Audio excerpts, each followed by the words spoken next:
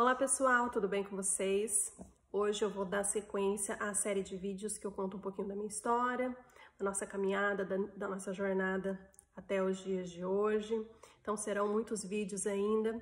Hoje nesse segundo vídeo eu quero contar um pouquinho como foram esses anos em relação ao Vinícius. Já são 7 anos de diagnóstico, então quem não assistiu o primeiro vídeo que eu conto o comecinho da nossa história, volta algumas postagens do Instagram.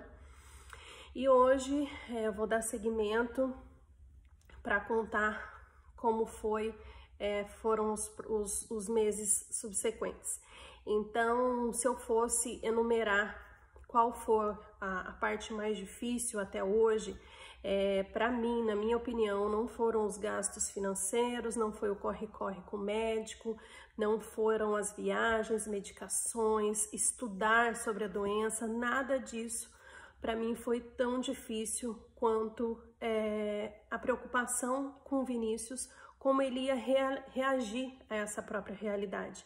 Então eram muitos questionamentos na minha cabeça, na cabeça do pai dele, como vamos contar isso para ele, como ele vai saber que tem uma doença degenerativa, como ele vai reagir quando souber, será que ele vai entrar em depressão, será que ele vai lutar, será que ele vai enfrentar, então será que ele vai sentir vergonha? Então foram muitos questionamentos, né, até a gente estar seguro demorou muito tempo, porque a gente realmente ficou muito indeciso no começo, isso ficava martelando muito na cabeça da gente.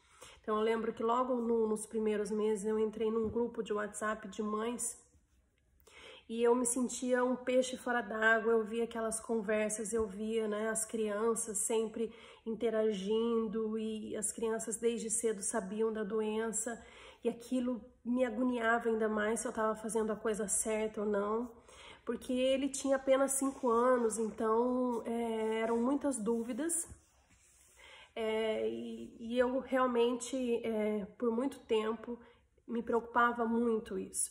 Então, eu não conseguia tratar aquele diagnóstico com naturalidade, confesso que era tudo muito pesado para mim, era tudo muito, umas coisas que eu não queria ouvir. Eu via muitos adolescentes morrendo, muita coisa muito triste, então eu tentava poupar ao máximo o Vinícius de tudo isso. E eu acho que eu fiz a coisa certa. Muitos profissionais daquela época respeitavam a minha opinião. Eu pedia para não conversar na frente dele. E eu, no fundo, também achavam que muitos achavam absurdo. Que até já ouvi de uma médica. Ele precisa saber, ele tem que saber, você não pode fazer isso. Mas foi a minha opinião. E durante muitos anos a gente poupou muito ele de conversas na frente de médico, conversas na frente de profissionais de saúde, porque eu não podia exigir uma maturidade de uma criança com 5, 6, 7 anos. Aquilo para um adulto já era difícil. Então, é claro que muitas vezes também passava na minha cabeça que eu poderia estar cometendo um erro, que ele poderia saber por uma outra pessoa e que ele poderia ficar chateado. Então, assim, muitas dúvidas e angústias me deixavam ao longo dos meses preocupadas, né? E aí eu lembro que uma vez, em uma das consultas com a doutora Bernadette, que foi a médica dele, é a médica dele até hoje, que foi um anjo na minha vida, teve uma certa vez que eu falei para ela, olha, doutora, eu não tô aguentando mais essa dúvida, se eu conto, se eu não conto, se eu deixo o Vinícius participar, se eu não deixo, se eu poupo ele.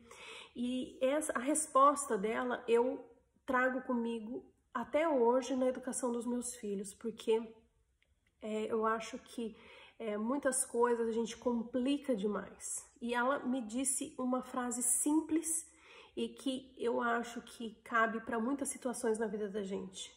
Ela falou assim, olha, você vai responder o que ele te perguntar. As dúvidas dele, na linguagem dele, quando ele tiver 5 anos, vai ser um tipo de resposta, 6 anos, isso aí você vai ter que ir sentindo a maturidade dele. Mas não deixe de responder e não minta quando ele perguntar. Mas se ele não perguntar, simplesmente não responda. E sim, tente poupá-lo de tudo. Por quê? Porque ele precisa só de uma coisa, de família. ele precisa saber que ele tem um pai e uma mãe cuidando dele, ele precisa se sentir seguro, ele precisa confiar na família dele para tomar as decisões e ele simplesmente vai ter as respostas no seu devido tempo. E assim, eu me apeguei muito a esse conselho da doutora Bernadette e trago ele comigo até hoje. Então, às vezes, nós adultos complicamos demais as coisas e na maior parte das vezes as crianças só precisam de segurança e confiança de que os pais vão estar lá. Então, por muitos anos, nunca precisamos falar nada da doença.